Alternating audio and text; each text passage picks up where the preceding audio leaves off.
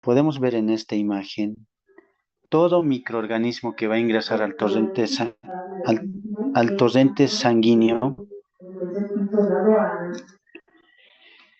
va a sufrir una modificación que se llama la fagocitosis, como podemos ver aquí en esta imagen. Una vez que se activa o se produce la fagocitosis, ¿qué es lo que se va a activar?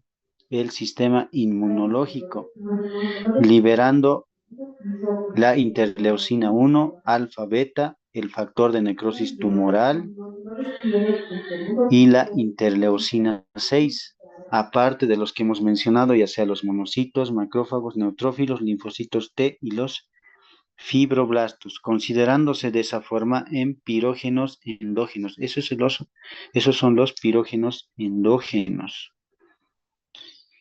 ¿Qué es lo que pasa posteriormente a esto? Entonces, los microorganismos activando ya sea los pirógenos exógenos, los pirógenos endógenos, tratan de avanzar en sí, avanzan al sistema nervioso central.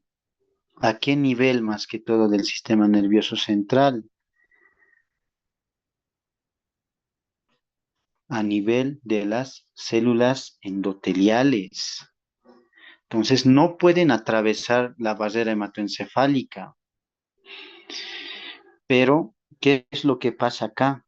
Las células endoteliales son las que van a detectar que hay un incremento de las citocinas, más que todo de la interleucina 1 beta. Entonces, más específicamente, ¿a qué lugar van a llegar estos? A las células endoteliales del órgano vasculo de la lámina terminalis. Entonces, ¿qué va a pasar posteriormente a esto? Una vez que llegan o se detecta el incremento de las células o citocinas a predominio de la interleucina 1 beta, como pueden ver, va a haber activación de la prostaglandina E2.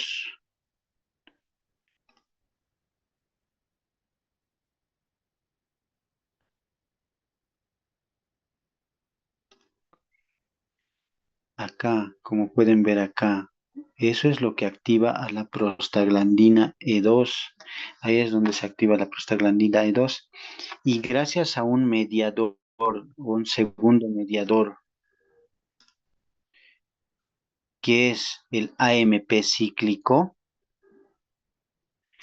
hace que se incremente la temperatura. Como pueden ver ahí, ahí es donde se incrementa la temperatura.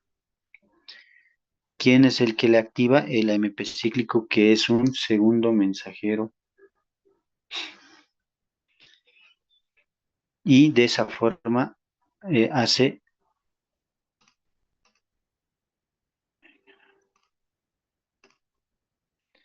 de esa forma hace que se produzca la fiebre. Entonces, muchos de nosotros vamos a ir pensando que la fiebre solo va a ser secundario a la presencia de microorganismos patógenos. No es tanto así. Hay otro que es la producción de células lesionadas o la presencia de células lesionadas o la presencia de células anómalas. Entonces, ¿qué es lo que pasa a esto? ¿Cuándo vamos a ver la presencia de células anómalas o células lesionadas? Generalmente cuando tenemos un paciente con infarto de miocardio o un paciente con un tromboembolismo pulmonar. ¿Qué es lo que va a pasar en este caso? Esta presencia de un infarto de agudo miocardio o un tromboembolismo pulmonar va a hacer que impida la llegada de la sangre con normalidad a los diferentes sitios anatómicos. Entonces, de esta forma, ¿qué es lo que va a pasar? Va a haber una disminución del oxígeno para empezar. Posterior a eso va a haber disminución de los nutrientes. Entonces, ¿esto a qué nos va a llevar? La disminución del oxígeno y disminución de los nutrientes a una muerte celular. Entonces va a haber una muerte celular en estos pacientes. Ahora, como sabemos nosotros, el sistema inmunológico hace que el organismo, si es que empieza a detectar células en mal estado, nuevamente los va a fagocitar. Entonces, una vez fagocitando, va a hacer que se active los pirógenos endógenos, liberando interleucina 1, factor de necrosis tumoral alfa, la interleucina 6. De esa forma, como ya hemos mencionado, va a haber la presencia de la detección de las células anómalas a nivel de interleucina B1. Se va a activar la prostaglandina E2 gracias al segundo mensajero, que es el AMP cíclico. Y ahora, hay otras causas en los traumatismos. ¿Qué va a pasar en los traumatismos? En los pacientes de traumatología más que todo. ¿Cómo es que se va a activar o por qué tienen fiebre los pacientes con traumatismos? Entonces, como va a haber una lesión celular excesiva secundaria a un traumatismo, ¿qué es lo que va a pasar? Igual hay muerte celular. Entonces, como hay muerte celular, igual va a haber una fagocitosis de esas células que están en mal estado, y de esa forma, lo mismo que hemos mencionado, se va a activar la prostaglandina E2. Gracias al AMP cíclico va a hacer que se aumente la temperatura. De igual forma, en las células endoteliales, que es el órgano vasculoso de la lámina terminalis, como pueden ver ahí. Y ahora, ¿qué pasa con las neoplasias? Las neoplasias, de igual forma, sabemos que una neoplasia es la formación indiscriminada de células que van a ser anómalas también. Entonces, ¿qué es lo que pasa con las neoplasias? Va a haber una liberación de la sustancia que afecta en sí, que actúa como pirógenos ya directamente. Esto se ha visto más que todo en las leucemias y los linfomas de Hodgkin, que ya tienen en sí, liberan una sustancia que va a actuar como pirógeno directamente. Entonces, ¿qué es lo que pasa? Va a activar a los pirógenos endógenos directamente, y eso va a hacer que se active la fiebre.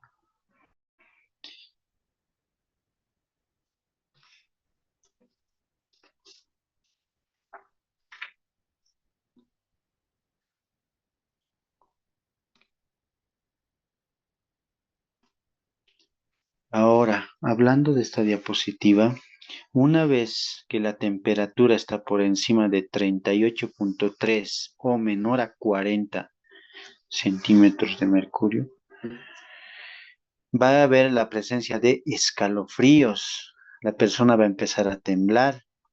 A nivel del sistema nervioso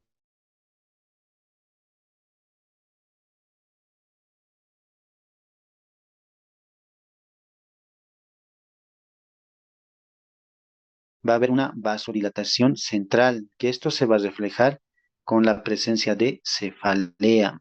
Entonces, los pacientes van a presentar la cefalea. Va a haber una vasoconstricción periférica y va a haber una vasodilatación central que se refleja como cefalea. Entonces, ¿qué es lo que pasa? Cuando nosotros tenemos una vasoconstricción, esto se va a producir gracias a la presencia o liberación de adrenalina. Entonces, ¿qué es lo que va a hacer esto? Va a hacer que el paciente se ponga pálido, y posterior a eso va a haber una redistribución circulatoria. Entonces, los órganos que necesitan más eh, oxígeno son los que van a producir una vasodilatación, más que todo a nivel del sistema nervioso central, produciéndose una cefalea.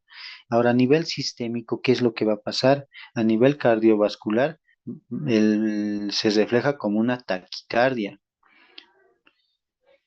Ahora, a nivel respiratorio, va a haber una taquipnea.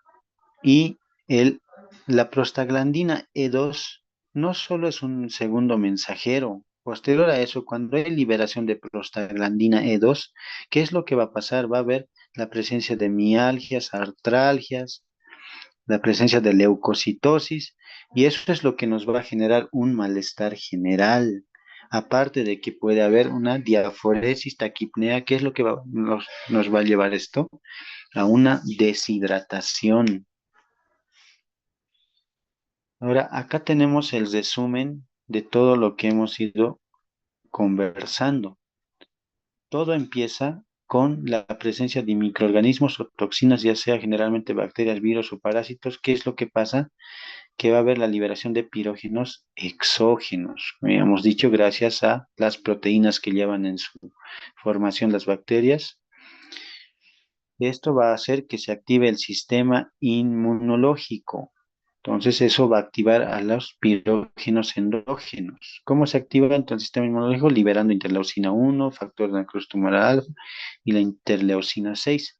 De otra forma, va a haber la presencia de células lesionadas y células anómalas que hemos dicho que el sistema inmunológico no permite. Entonces, para el sistema inmunológico siempre las células tienen que estar en un buen estado. Si hay una célula dañada, entonces eso va a sufrir una fagocitosis. De esa forma va a activar el sistema inmunológico, activando los pirógenos endógenos. ¿Y esto qué pasa? Mediante la circulación quieren en sí llegan al sistema nervioso central, pero no atraviesan la barrera hematoencefálica. Entonces ya hemos dicho que las citocinas, gracias a la barrera hematoencefálica o a la activación de las células OBLT, que es el órgano vásculo, vasculoso de la lámina terminal, van a hacer que se active la prostaglandina E2 y gracias al segundo mensajero, que es el AMP cíclico, va a hacer que incremente la temperatura. De esa forma va a haber la activación de los mecanismos para aumentar y conservar el calor.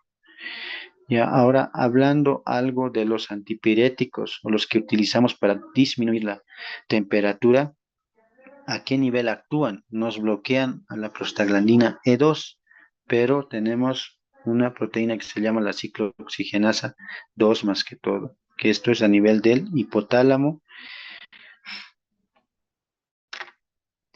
Y ahora, ¿cuál es el propósito del organismo para incrementar la temperatura?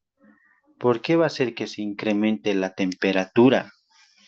¿Qué es lo que pasa? Si el organismo no incrementa la temperatura, entonces hace que los microorganismos patógenos, teniendo una temperatura normal, hace que se multiplique y prolifere de forma más acelerada.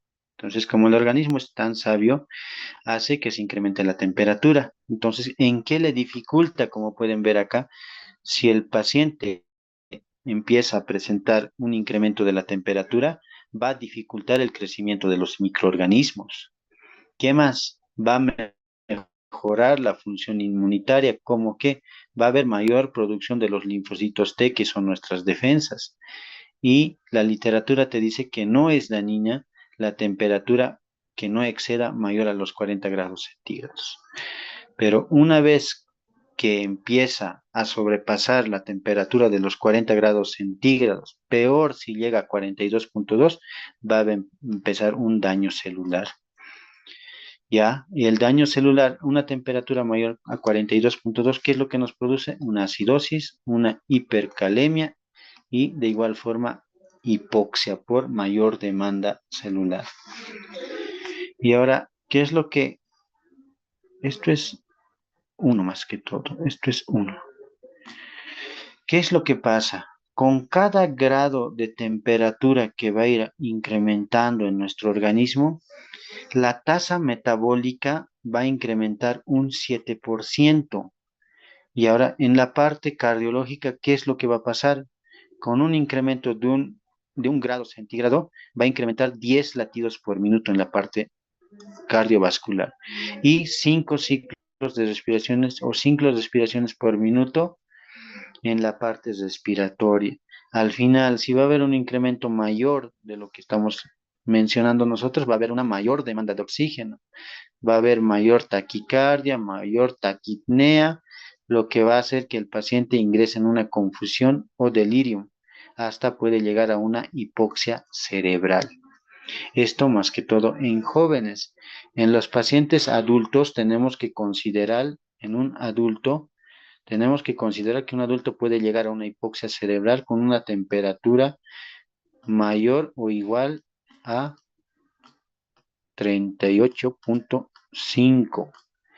Entonces, eso te puede llegar a una hipoxia cerebral. De esa forma, el paciente puede empezar a presentar alucinaciones y eso es lo que hay que tener en cuenta. Ahora, en las manifestaciones clínicas, La literatura te la clasifica en cuatro fases: la fase prodrómica o la fase de escalofríos, la rubicundez y la fase de efervescencia. Prodrómica, ¿qué es lo que vamos a presentar primeramente en la fase prodrómica? El paciente va a empezar a presentar malestar general, puede haber artralgias, mialgias. Ahora, ¿por qué se producen los escalofríos? Ya hemos dicho que es por una vasoconstricción. Va a haber una vasoconstricción. Entonces, aparte de eso, va a haber una piloerección o la piel de gallina como la conocemos nosotros. Posterior a eso va a haber la fase de rubicundez, donde va a haber una fase de vasodilatación. Eso es la fase de vasodilatación, en la cual va a haber una fase de rubicundez. Y la fase de efervescencia, donde el paciente ya tiene un exceso de calor y va a empezar a sudar, como llamamos la diaforesis.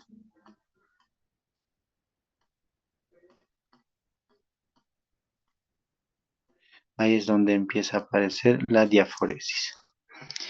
Y ahora, según la clasificación, hay una clasificación que lo clasifica por la duración. Una fiebre aguda menor a 15 días y una prolongada o crónica mayor a 15 días. Hay otra clasificación que nos dice la fiebre de origen desconocida. Para describir fiebre de origen desconocido o indicar nosotros que estamos al frente de una fiebre de origen desconocida, tenemos que tener una temperatura, como hemos dicho, mayor a 38,3 grados centígrados y lo más importante, una duración de 3 semanas con fiebre. Pero aparte de eso, tenemos que tener pruebas en sí, una semana de pruebas en la cual durante una semana se le ha realizado todos los estudios complementarios, hasta cultivos, todo, en la cual el paciente sigue teniendo fiebre.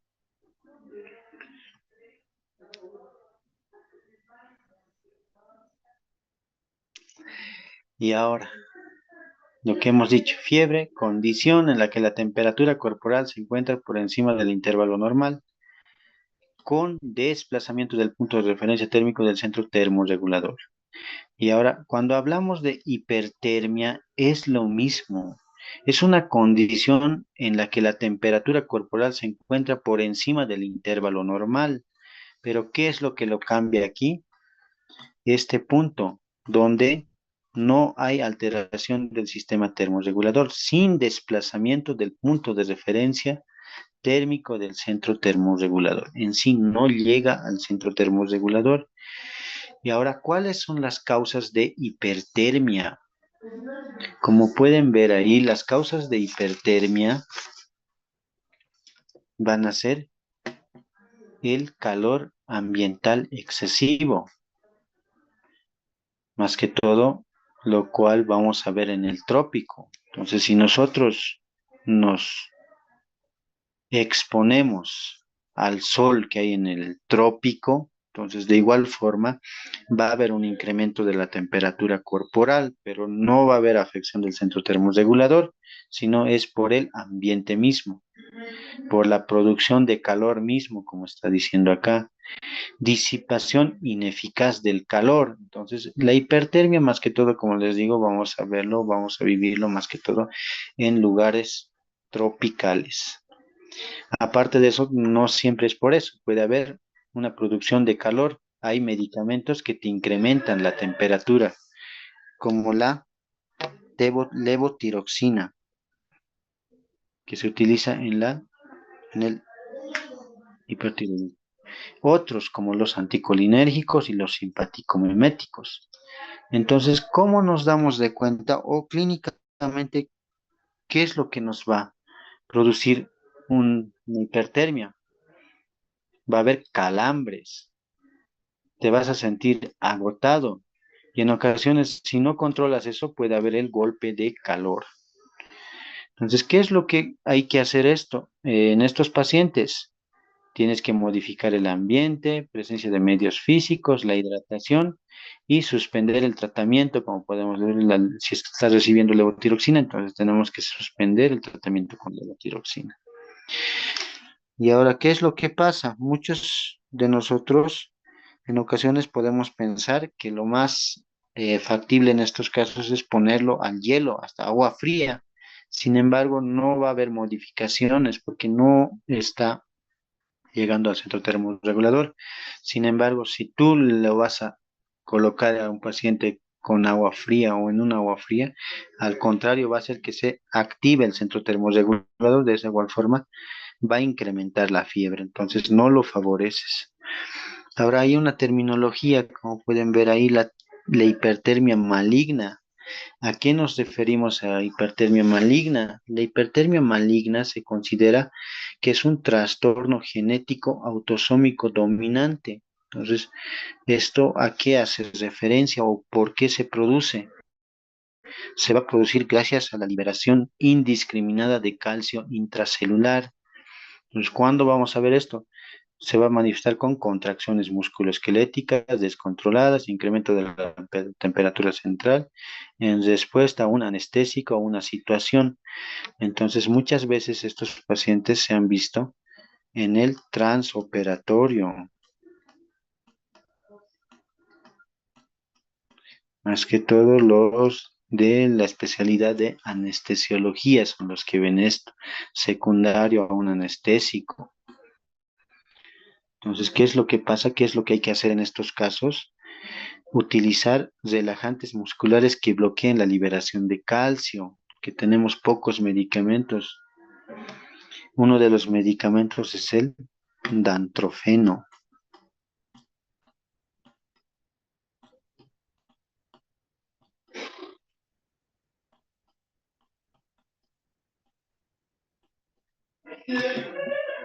Eso.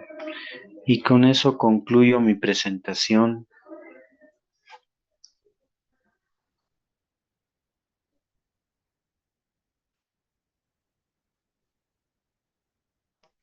Doctor, ¿se le puede hacer una pregunta? Sí, sí.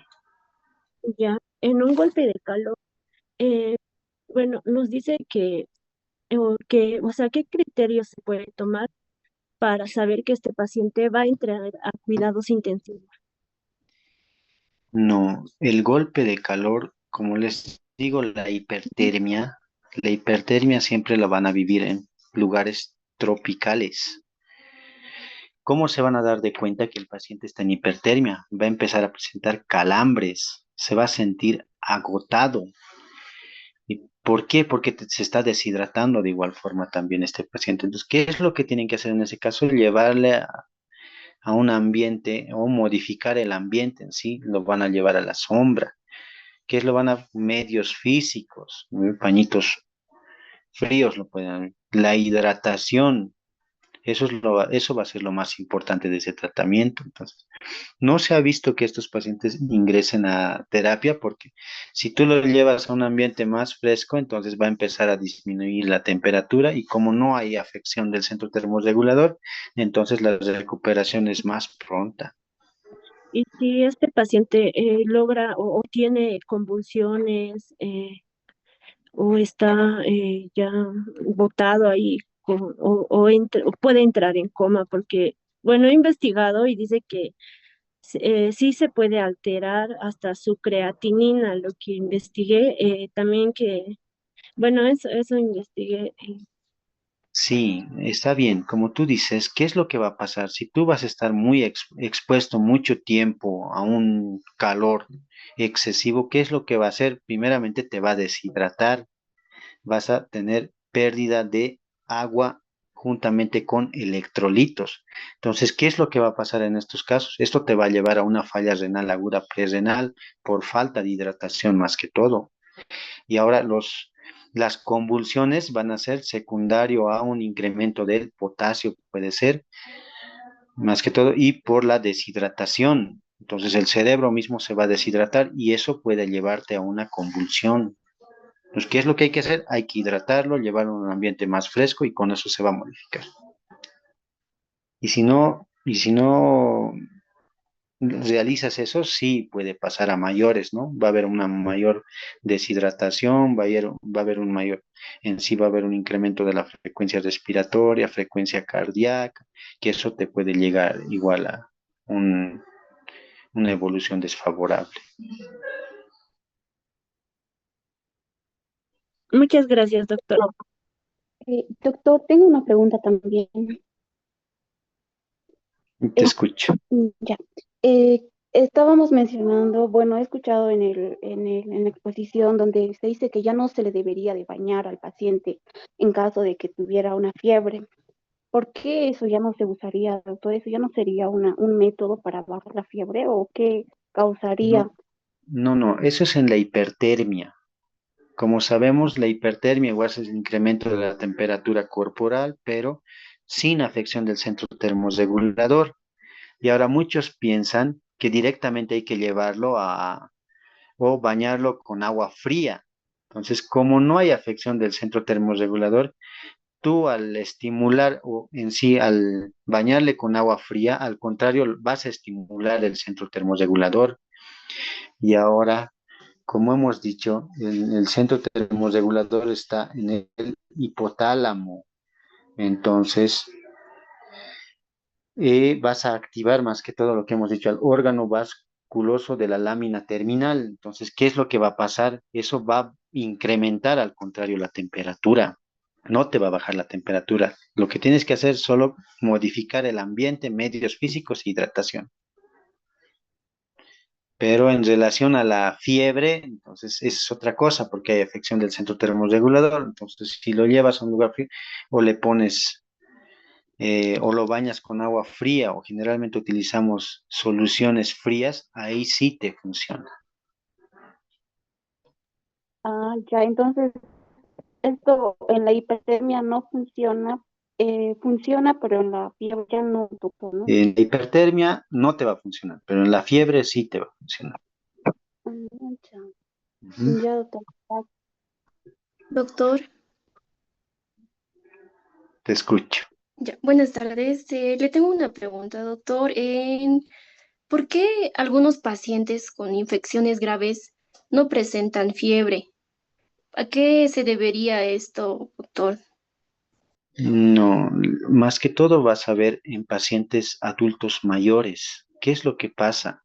En los pacientes adultos mayores ya el centro termorregulador está agotado, te podría decir, o cansado. Entonces, cuando va a haber una producción excesiva o una multiplicación o proliferación de los microorganismos recién es donde va a presentar, pero en instancias iniciales no te va a presentar fiebre. Es por eso, por el centro termorregulador agotado es. Está bien, doctor, gracias. Ya. Doctor, una pregunta. Ujú. ¿La hipertermia maligna puede ser hereditaria? No, como en algunas patologías, como te digo, ¿no? Como un hiperparatiroidismo. ¿Qué es lo que pasa? La hipertermia maligna, como les he dicho, es un trastorno autosómico dominante. Entonces, eso te está diciendo que puedes heredar eso, ¿no? Secundario a que va a ser a la liberación indiscriminada de calcio. Hay patologías donde tú vas a liberar calcio. Entonces, esos son, hasta te puedo decir, un hiperparatiroidismo. Eso te va a hacer liberar calcio. ¿Qué es lo que va a hacer? Que tu cuerpo empiece a presentar contracciones musculoesqueléticas descontroladas y por eso se va a producir, pero hay otras causas, ¿no? Entonces, ¿dónde se empieza a diagnosticar esto o empieza a ver?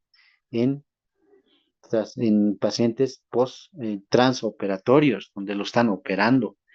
Lo pone el anestésico y secundario, eso es donde se activa. Pero sí, es autosómico dominante, es hereditario. Está bien, doctor, muchas gracias. Doctor, apreciamos enormemente lo que es el tiempo que nos ha brindado y el esfuerzo por estar compartiendo lo que son sus conocimientos.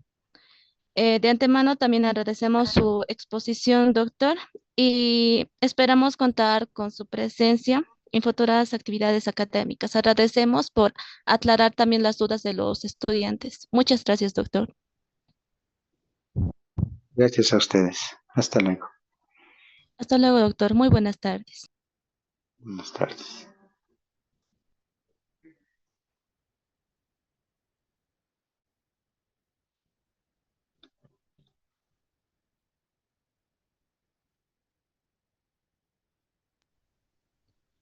Vamos a dar la bienvenida al siguiente ponente, eh, el cual es el doctor Cristian Varela Somero. El doctor nos va a implantar lo que es en cuanto al tema de fisiopatología de fiebre e implantación clínica en diversas presentaciones de patrones febriles. El doctor es médico internista, tuvo su formación en la Universidad Mayor de San Andrés, es especialista en el Hospital de Clínicas y a su vez es jefe de enseñanzas en investigación en el Hospital Médica y es docente en la carrera de medicina de nuestra amada carrera. Doctor, ¿me puede confirmar si se encuentra en sala, por favor? ¿Cómo están, jóvenes? Invitados, buenas tardes. ¿Me escuchan?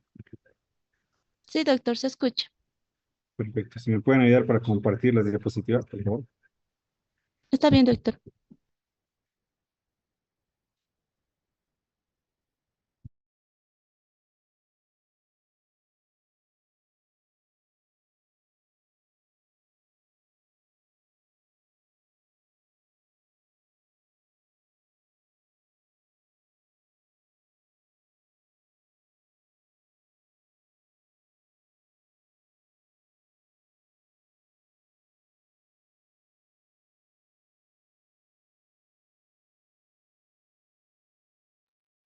Hola, hola.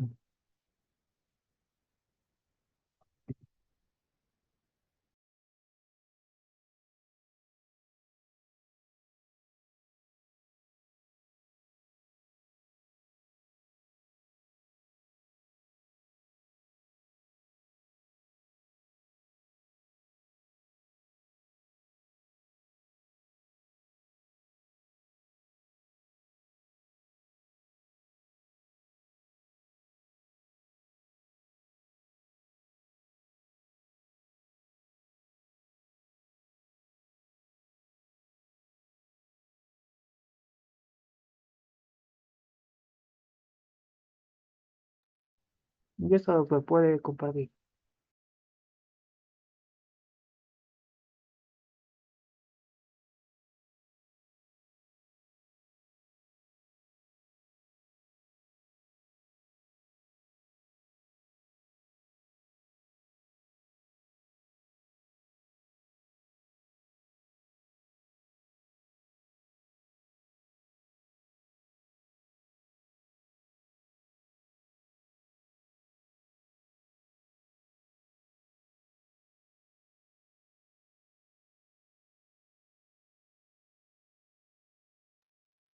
Lola, ahora sí podemos ver las diapositivas.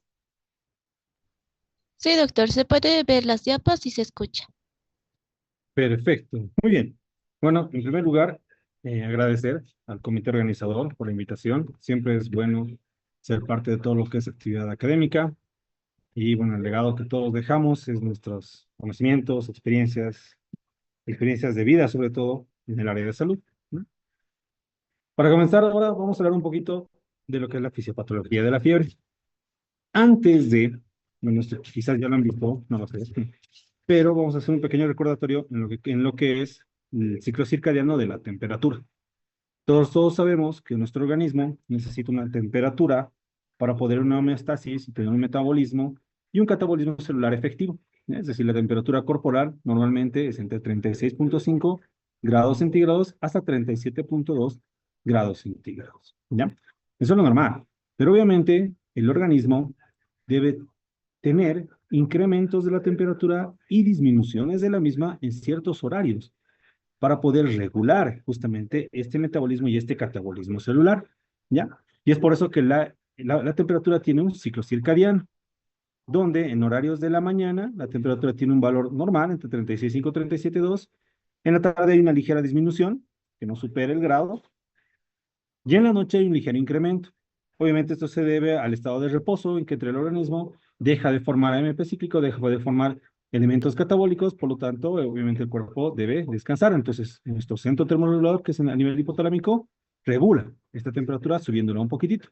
Es decir, en la tarde hasta las 8 de la noche la temperatura puede ser entre 36,5 y 37,7. ¿Ya? Esto es muy importante. justamente muchos pacientes cuando sufren enfermedades infecciosas, enfermedades metabólicas, neurológicas, inmunológicas, van a tener alzas térmicas.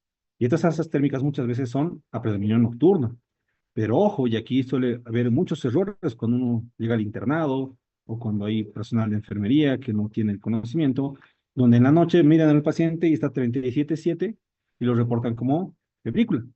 Y no es así, ¿no? Está dentro de lo que es el ritmo circadiano de la temperatura. ¿Ya? Entonces, con esta pequeña introducción en la parte fisiológico-recordatorio, ahora sí vamos a hablar de la fisiopatología de la fiebre. ¿Ya? Comenzando. Como ustedes saben, el termómetro se inventado en el año 68, 1868, ¿no?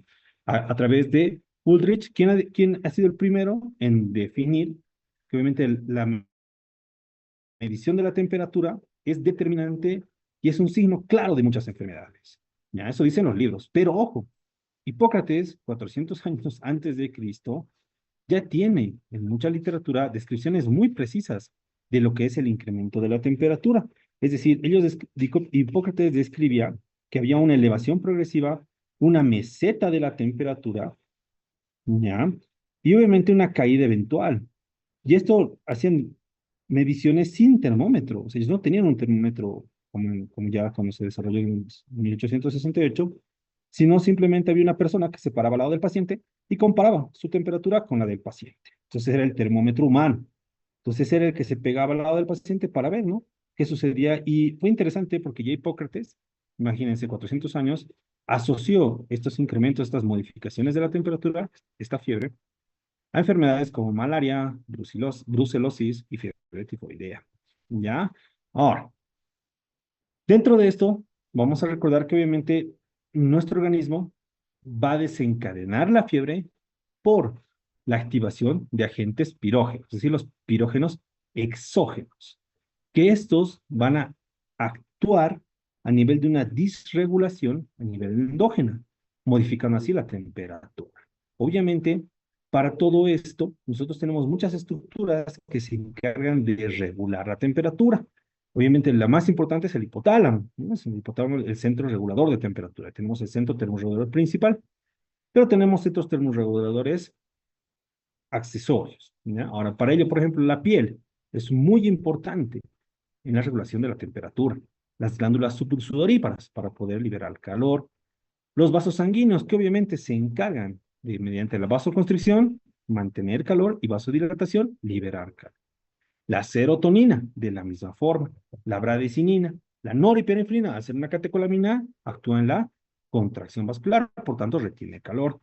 El calcio, ojo, el calcio en este papel ya no actúa como la parte muscular, sino actúa como un neurotransmisor, es decir, como un segundo mensajero. Y obviamente las prostaglandinas, desde las tipo E1 a las tipo E2, que vamos a ver posteriormente, son muy importantes en este papel. Por tanto, todas estas estructuras anatómicas ¿ya? Nos van a ayudar en regular la temperatura corporal. Pero si tenemos elementos como oxidación de alimentos durante la comida, podemos aumentar el calor. Si un paciente se agita al liberar dióxido de carbono, puede disminuir su calor. La circulación, pacientes hipertensos tienen más riesgo de hacer incremento de la temperatura rápida, ¿ya? O elementos externos para pérdida, por ejemplo. Pacientes que expuestos a radiación, pacientes que están con demasiada eliminación de calor, porque el consumo de alcohol elimina rápidamente el calor corporal, entonces ellos pueden generar pérdidas rápidas de calor. ¿Ya? Ahora, cuando hablamos de fiebre como tal, algo que sí vamos a considerar es que la fiebre no es un sinónimo de infección. ¿Ya? Existen muchas patologías que van a tener como signo cardinal a la fiebre. ¿Ya? Por ejemplo, cuando hablamos de enfermedad de fiebre no infecciosa, lesiones del sistema nervioso central, enfermedad cerebrovascular hemorrágica, enfermedad cerebrovascular isquémica que comprometa tálamo, traumatismos craneoencefálicos que puedan generar un estado inflamatorio a nivel cercano al hipotálamo, tumores como el feocromocitoma, y aquí va lo de las catecolaminas, patología tiroidea, insuficiencia adrenal, linfomas que pueden generar también incrementos de la temperatura. Y las causas infecciosas, ¿no? Virus, bacterias, hongos y parásitos son los más frecuentes, ¿no? De hecho, si recordamos un poquito, el 99% de las enfermedades infecciosas tienen fiebre. Ojo, solo el 99%. Mucho cuidado con eso. Y siempre va a existir un porcentaje de pacientes que no van a hacer fiebre. Y esto es importante, ¿ya? Porque a veces el paciente infectado no hace fiebre y se confunde. Entonces, no está infectado, entonces estamos saltando por algo, un estado infeccioso que no se está manifestando, ¿ya? Ahora bien, para partir, vamos a partir desde el punto en que toda enfermedad, en el caso de las infecciosas, ¿ya? Va a producir una proteína aniónica que se llama pirógeno endógeno, ¿ya?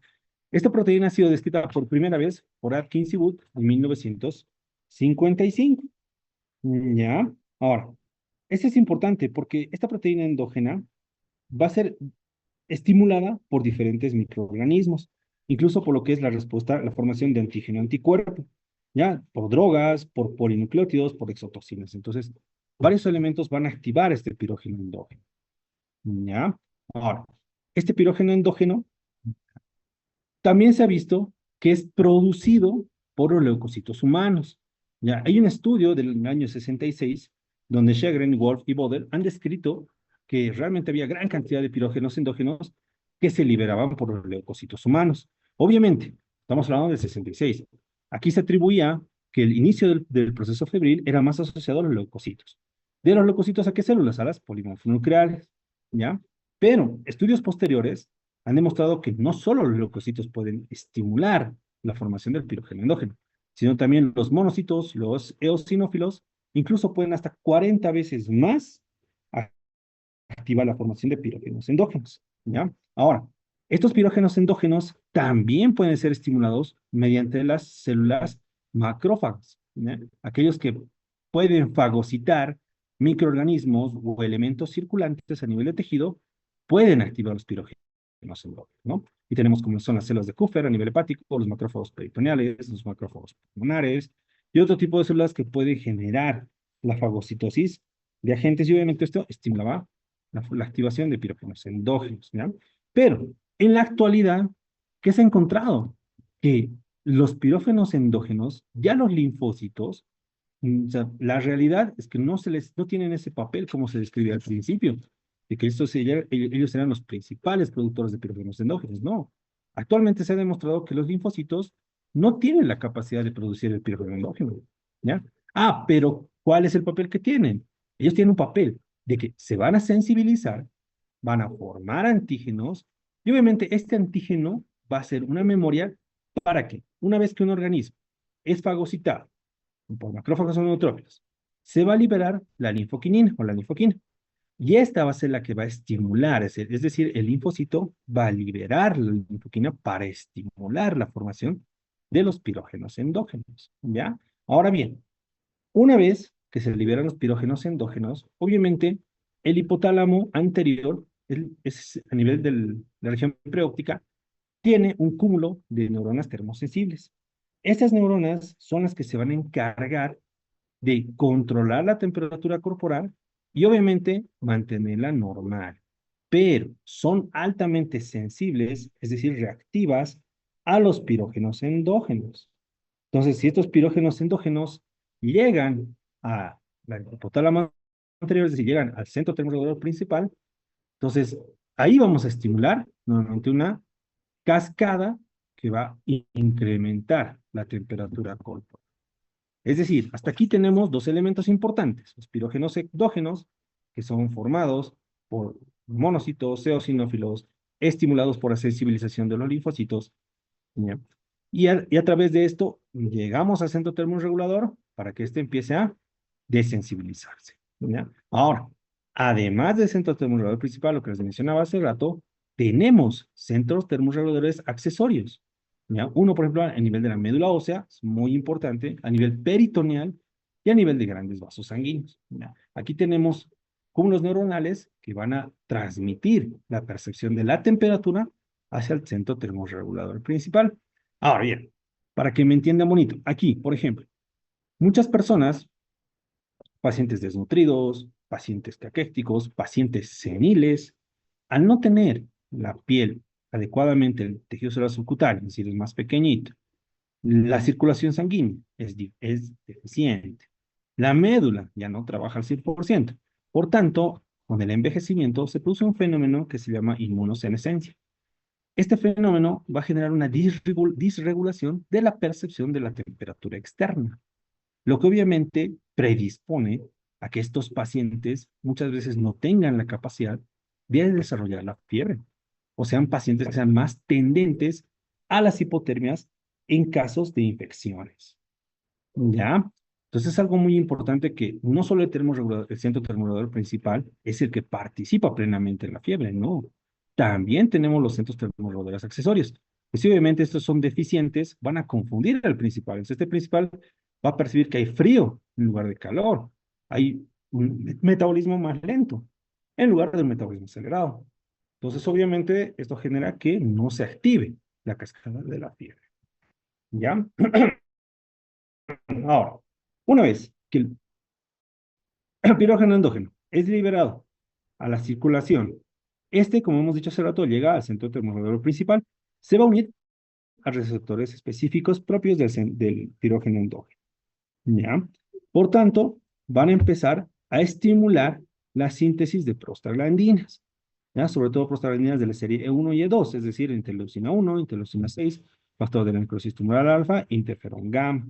Todo esto obviamente se desarrolla, como vemos en la imagen, en el hipotálamo anterior, ¿ya? A nivel de la zona de la región preo, ¿ya?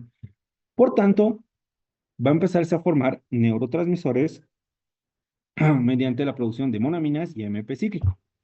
Estos neurotransmisores y el calcio van a estimular a las neuronas del centro termoregulador principal, que, ojo, repito, estas neuronas son sensibles más que todo al frío, ¿ya? Por tanto, al activar estas neuronas, vamos a activar la formación de sinapsis colinérgicas desde el hipotálamo hacia el centro, desde el hipotálamo anterior hacia el hipotálamo posterior, ¿ya? Ahora, en el hipotálamo posterior tenemos lo que es el centro vasomotor, desde donde todos los nervios simpáticos van a empezar a producir dos efectos, ¿no? Una vasoconstricción y aumento de la frecuencia cardíaca. Por tanto, ¿ya? Entonces, estos dos elementos van a ser los que automáticamente, ¿qué van a generar? Un incremento de metabolismo celular, incremento del gasto de oxígeno, es decir, necesitamos más oxígeno. Por tanto, al generar tanta cantidad de estrés psíquico, vamos a entrar al ciclo, a los ciclos metabólicos de la parte aerobia y anaerobia, formando así ATP, lo cual obviamente se asocia a la generación y liberación de calor. Más la vasoconstricción que estábamos mencionando hace rato, entonces automáticamente desencadenamos la fiebre. O sea, estos dos elementos, ¿ya? La activación del metabolismo, la vasoconstricción, son quienes se encargan de aumentar la temperatura corporal. Y es así que nos va a dar el fenómeno febril como tal, ¿ya? Ahora, obviamente, es importante considerar estos elementos. ¿Por qué? Miren, muchas veces pasa que pacientes infectados, que no sé si ustedes han visto, tienen la creencia que hay que ponerse alcohol en las axilas, alcohol en la ingle o incluso alcohol en la frente. Me dicen, con eso se te va a bajar el calor. ¿Ya? Ahora, ojo, tiene cierta lógica. El alcohol es un vasodilatador. Estamos haciendo vasoconstricción. Al nosotros forzar una vasodilatación, ¿qué va a pasar con el sistema simpático? El centro termorregulador accesorio va a decir, no, estoy perdiendo mucho calor. Por tanto, el efecto automático del hipotálamo posterior va a ser empezar a liberar grandes cantidades de interleucinas. Entonces, en lugar de mejorar la fiebre, vamos a empeorar. ¿Ya? Entonces, muchos pacientes generan más temperatura todavía. Ya, por eso es que esa cultura que existe, ¿no? En nuestro medio de utilizar alcohol para la fiebre, alcohol para todo, siempre hay que tener cuidado, ¿no? Porque no es lo mismo utilizar paños húmedos. Ojo, el agua, obviamente, lo mismo, si se dan cuenta, va la misma lógica. Nosotros, paciente con temperatura, fiebre, le colocamos medios físicos, ¿ya? El cuerpo detecta, como hemos hablado ahorita, la piel detecta el frío. Automáticamente va a comunicar al centro termoregulador principal, no, tenemos frío. Entonces, ¿qué es lo que hace nuestro centro termoregulador? Agarra ahí, empieza a disminuir su vasoconstricción, ¿ya? Porque no es, ese frío del agua no está generando vasodilatación, solamente está generando percepción de frío. Entonces, es por eso que automáticamente nuestro centro termoregulador dilata un poquito los vasos y ahí es donde se libera calor y bajamos la fiebre. ¿Ya? Es por eso que han debido ver, por ejemplo, en casos de fiebres agresivas, fiebres malignas, a los pacientes se les baña en hielo, se les baña en agua fría, para que justamente baje más rápidamente la temperatura. Ya que obviamente tiene esa lógica, pero no es una solución definitiva. Mientras no tratemos la causa de la fiebre, no frenemos la producción de los pirógenos, obviamente no vamos a poder controlar la fiebre.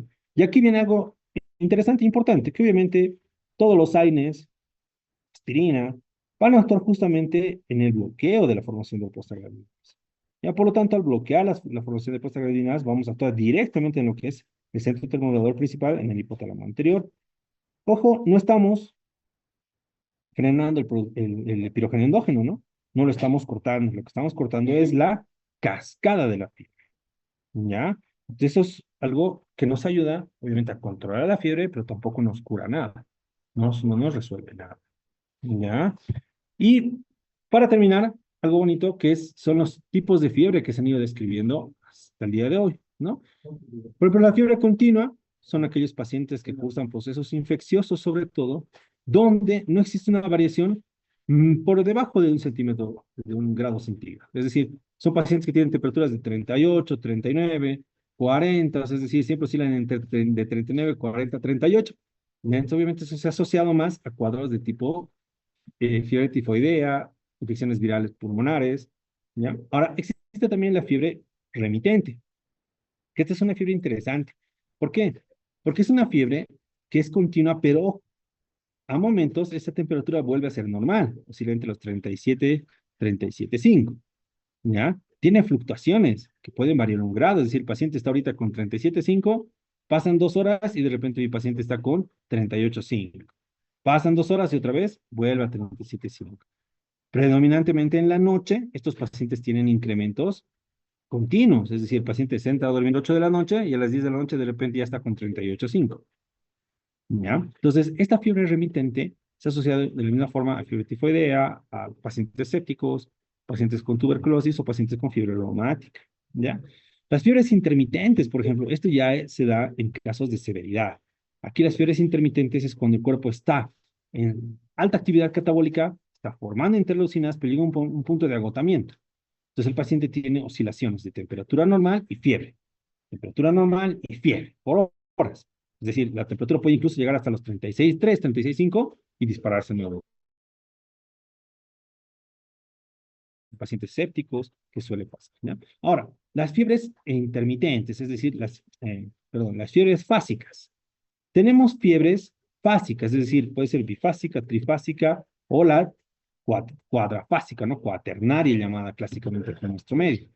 Estas fiebres se dan por días, es decir, el paciente un día tiene fiebre, de repente vuelve a la normalidad, pasa un par de días, otra vez tiene fiebre, vuelve a la normalidad, ¿no? Esto se suele encontrar a veces en fiebre amarilla, se puede encontrar en dengue, en malaria, por ejemplo, aquí, de una forma muy bonita, aquí en nuestro medio, se ha descrito que la fiebre terciana, por ejemplo, es más asociada a Plasmodium falciparum, en cambio la fiebre cuartánea es más a Plasmodium vivax. Entonces, ahí esas fases de la fiebre se han asociado a diferentes tipos de cuadros infecciosos. Incluso la leptospirosis tiene cuadros febriles cada 2 días. El paciente hace fiebre el lunes, está normal martes, miércoles, otra vez hace fiebre el jueves. Entonces ahí se ha asociado a leptospirosis, ¿no? Ahora las fiebres ondulantes. Esto es muy interesante porque estas son las fiebres descritas por Hipócrates hace 400 años antes de Cristo, ¿no? Donde decía que aquí estos pacientes pueden tener periodos cortos, es decir, residuales, de temperatura normal, ¿ya? Durante el día, y puede variar esta temperatura súbitamente, más de 1 grado centígrado. Es decir, mi paciente está con 36,5, tranquilito, y de la nada, a partir de las 4 o 6 de la tarde, ya está con 40 grados centígrados. Es una variación altísima, ¿no? Abrumante, estamos hablando de 3,5 grados centígrados, ¿no? Que obviamente esto se ha asociado a cuadros de brucelosis, ¿ya? Y bueno, dentro de las fiebres recurrentes, hay también lo que es la fiebre de Epstein, las fiebres periódicas, que son fiebres que suelen tener varianzas, o sea, después de 7 días, a veces después de 1 semana, periodos afebriles de 1 a 2 semanas, que es ya un estado cuando el paciente tiene un catabolismo celular acelerado y un consumo alto de lo que es el ATP y el AMP. Por lo tanto, obviamente, ese paciente ya no tiene la capacidad de poder formar la fiebre.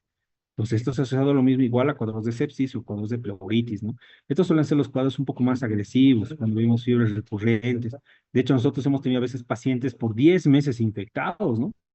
El paciente tenía 3 días fiebre, 2 semanas sano, 3 días fiebre, 2 semanas sano, y se abocaban a otros cuadros, a solo tratar la fiebre y no buscar el origen, ¿no? Y hemos tenido pacientes incluso con pleuritis tuberculosas, ¿ya? Que tenían este tipo de cuadros, ¿no? Y sobre todo la fiebre en la noche. Y por eso es que a veces ni él mismo se daba cuenta, solamente decía, doctor, me despierto transpirando, pero todo el día estoy normal. Entonces, al hacer un adecuado test diagnóstico, hemos podido encontrar cuadros de pleuritis tuberculosis. ¿Ya? Muy bien a todos, muchas gracias por su atención. Cualquier pregunta, duda, estoy a su disposición. Buenas tardes. Una pregunta. Así como nuestro cuerpo tiene la capacidad de producir sus propios pirógenos endógenos, ¿también produce antipiréticos? De hecho, miren, aquí una pregunta bonita, en el sentido de que tenemos 18 tipos de interleucinas, ¿ya? De las cuales las interleucinas proinflamatorias son el 80%. Y a lo que dice la pregunta, tenemos interleucinas antiinflamatorias, ¿ya? Que justamente se encargan de regular esto. Ahora, el papel que tienen, sobre todo la interleucina 4 y la interleucina 10, son las que tienen este papel, ¿ya? Pero, ojo, la efectividad o la intensidad que tienen estas interleucinas no logra competir con las inflamatorias. Es por eso que nuestra capacidad de controlar la temperatura no nace tanto en las interleucinas, sino nace más en el efecto de las catecolaminas y el óxido nítrico, que es para liberar calor. Por eso es el papel de las glándulas sudoríparas, del endotelio y de la piel, es más importante que el propio de las interleucinas antiinflamatorias para regular la temperatura. Muchas gracias.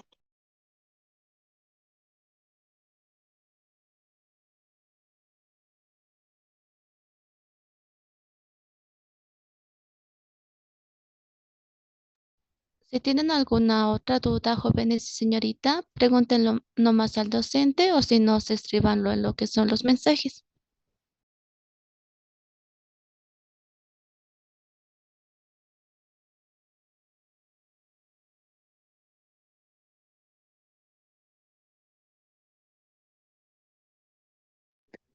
Doctor, buenas tardes. Una preguntita. Sí, Dios.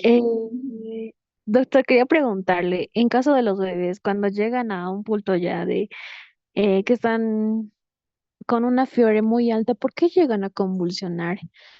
Eso, por favor, doctor. Por ejemplo, aquí, miren, se ha visto que la fiebre obviamente activa convulsiones, pero hasta menos de los 17 años. Esto se debe a la inestabilidad que existe en la barrera hematoencefálica, ¿ya? Lo que hemos hablado hace ratito. Al formar la regulación neurológica de la temperatura, el calcio es el que se encarga de funcionar como segundo mensajero, como un neurotransmisor extra. Y obviamente, si estimulamos la activación de la funcionalidad del calcio como segundo mensajero, este también va a generar una estabilidad de la membrana hematoencefálica, una estabilidad de la membrana neuronal y la evacuación rápida, es decir, intercambio de los canales de calcio. Y es por eso que obviamente se va a desencadenar liberación de señales anómalas a partir de la corteza cerebral, lo que genera las crisis convulsivas en los pacientes. Ya se ha asociado, obviamente, esta alteración del calcio es la que genera las convulsiones en los pacientes, pero menores de 17 años. Rara vez es ver convulsionar a un paciente adulto. Ya, gracias, doctor. Doctor, agradecemos lo que es su cordial presencia y su tiempo por exponer acerca de este tema muy interesante en correlación a la fiebre. Agradecemos por compartir lo que son sus conocimientos y experiencias ante todos los asistentes y esperamos contar con su presencia en futuras actividades académicas. Muchísimas gracias, doctor Varela. Muchas gracias nuevamente. Que tengan un lindo día. Gracias. Hasta otra oportunidad. Hasta luego, doctor Valera. Muchas gracias.